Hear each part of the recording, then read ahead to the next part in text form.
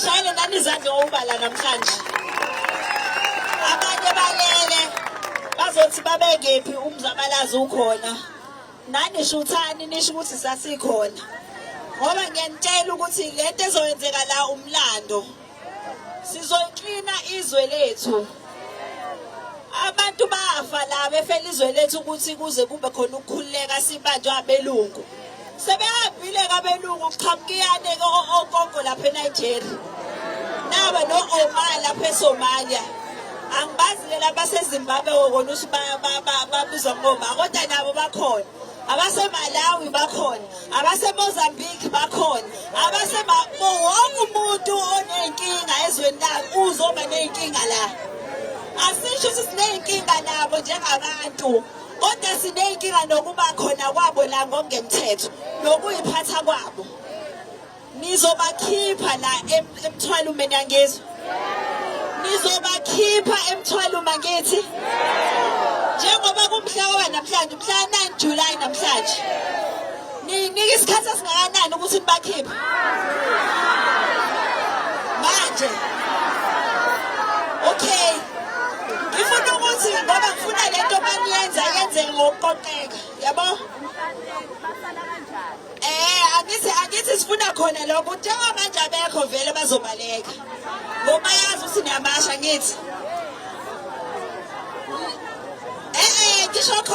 Ngisho khona.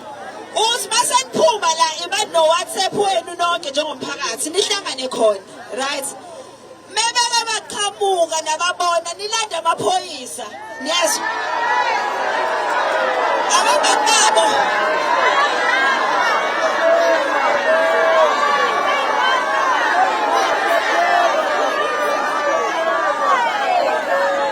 Athi nenkinga eyiningi la.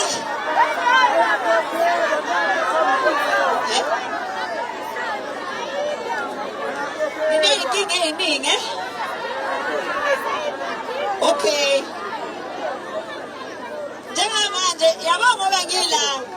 Njengoba ngila ngifuna ukunicacisela ukuthi ngoba ngila ukukhona inqwaba yeintatheli.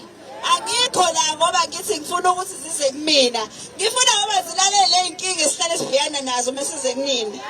Ngiyakuzwa. Manje angifuni abantu abasabayo futhi. Inkinga yami leyo. Bazonibopha akekho umuntu ozongibopha ngithi sikhona thina la. Okay, uphi Nozi? Okay, into engizoyenza iyodwa ke kuze khona ngizonitshengisa ukuthi ngeke banibophe niyezwa. Ngizoqala usiswethu uNozi la uNozi uzofonela umkhwanazi manje.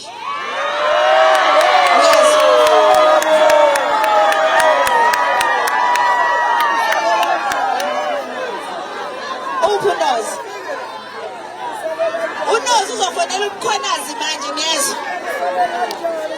Mayemfonela ngizweni phela. Ngizweni. Mayemfonela uNozi umkhwanazi. Sizomtshela ukuthi abantu basemthwalo uma bakhala ngamaphoyisa akhe.